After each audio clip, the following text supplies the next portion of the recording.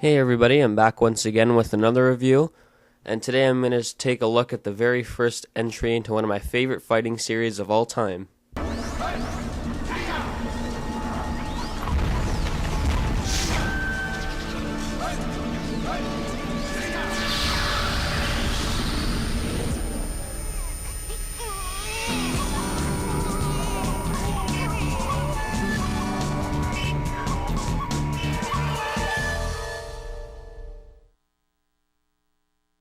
Naruto, Clash of Ninja. That's right, I'm going to be taking a look at the Clash of Ninja series on GameCube and on Wii. So for those who don't understand the story of Naruto, let me just explain that to you right now. The story begins with a giant nine-tailed fox attacking the village hidden in the leaves, one of the 7 great ninja villages. I think there's 7, I'm not sure. The 4th Hokage, which is like the king of the village, seals the nine-tailed fox away with some type of sealing technique into a small little baby named Naruto.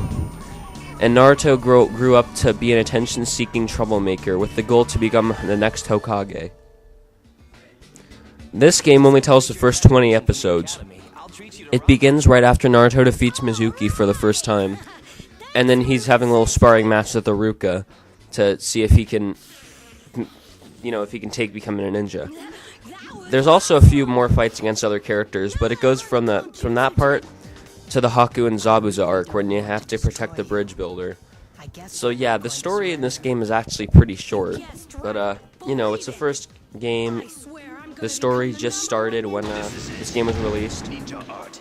Also, if you beat this Zabuza without using a continue, you get to unlock Rock Lee, but I couldn't do that for the sake of this review since I was on too high difficulty. But anyway, let's talk about the gameplay, because the story isn't really too elaborate in this game.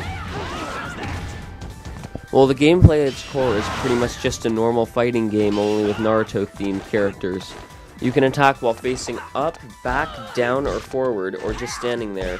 You can guard by just standing there or moving backwards, and you can attack while you're in the air or running too. Sometimes you can throw your opponent by pressing the Y button, kind of like this, but it rarely works, so I wouldn't recommend doing it. Also, you have chakra meters on the bottom left and right side of the screen. These things can be built up by attacking your opponent or letting the opponent attack you. And you can use it to do unleash special moves like the Naruto Uzumaki Barrage for Naruto.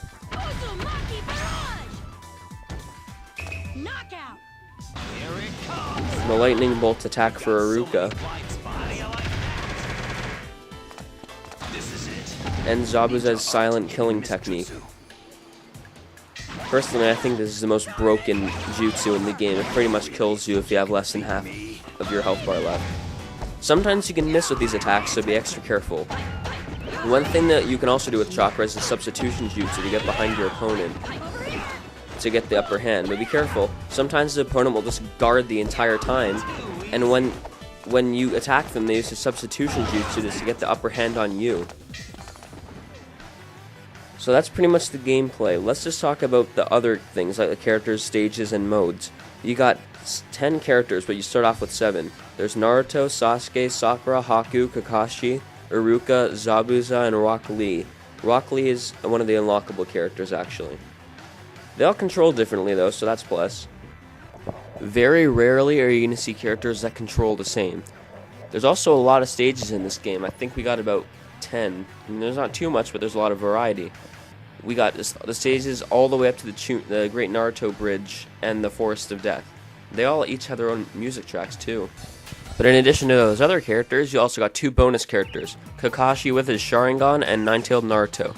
Kakashi can actually copy people's jutsus using his Sharingan like you see now, but Nine-Tailed Naruto is pretty much just a stronger Naruto with a different move. Kakashi is pretty much the god in this game because he can copy every single jutsu in the entire game except for one. Yeah, Haku's secret jutsu, Crystal Ice Mirrors, is the only jutsu that Kakashi can't copy with his Sharingan Eye, mainly because it's a bloodline trait that was passed down through his family, so that's probably why Kakashi can't copy it. In addition to things like that, all the characters and stages, there's a lot of different modes. There's one-player mode, basically an arcade mode. There's training mode, where you can practice your skills. There's story mode. There's play against computer mode, which is like one-on-one. There's two-player mode, where two players can fight against each other. There's survival mode, basically to see how long you can make it without dying. And there's time attack mode, to see if you can beat your fastest record with a character. So yeah, those are all the modes in the game. The game is actually kind of small, really, but it is the first game in the series, and they get way better as they go on, as we'll be seeing later. But also, there's a few extras in this game. There's Ninja File mode that lets you look at character bios for all the eight characters that are in the game. And there's, it pretty much just tells them who they like to fight, what their favorite food is, what their hobbies are, things like that.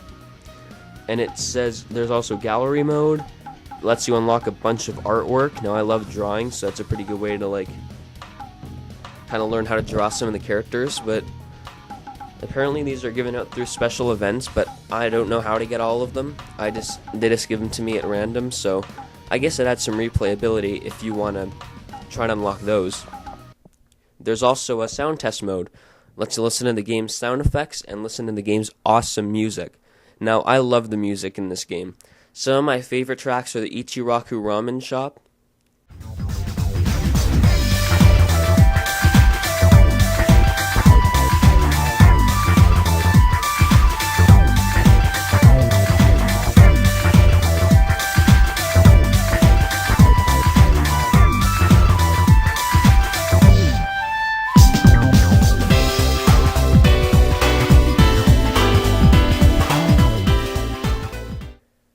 The Great Naruto Bridge, both versions.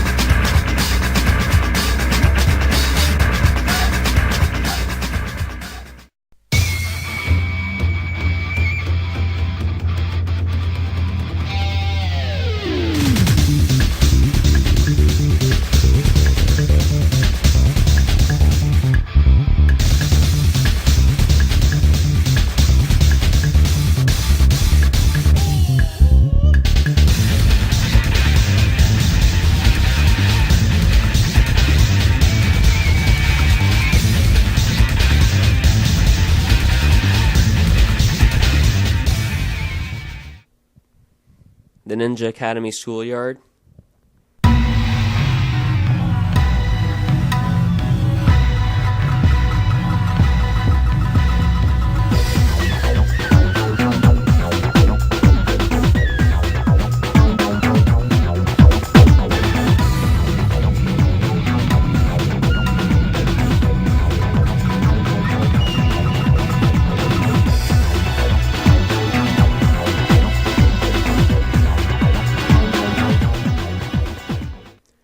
And the Forest of Death.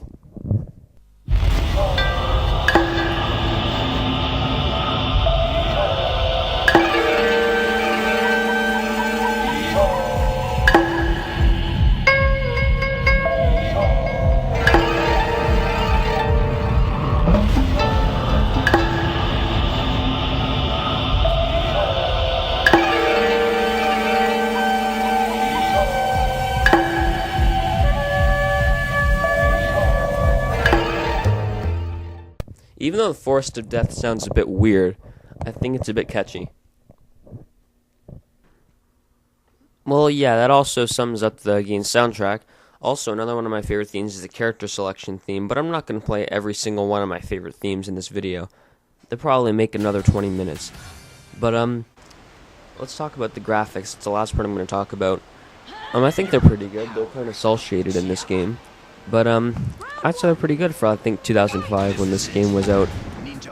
I mean, sometimes, like, it's a bit weird looking, like, when you die, like, there's this giant, like, green flash and everything kind of slows down. I'm pretty sure that was intentional, though.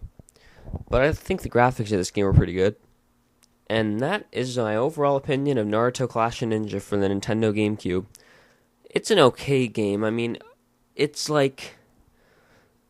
a lot of things in this game, like... There's only, like, 8 characters, 10 technically, but there's 8, like, people. And the storyline is the first 20 episodes.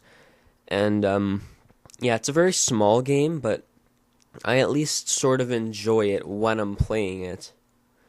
But stay tuned for the next time where we take a look at Naruto Clash of Ninja 2 for the Nintendo GameCube. This has been our review of Naruto Clash of Ninja. I give this game a 7 out of 10. Alright, thanks for watching. Bye.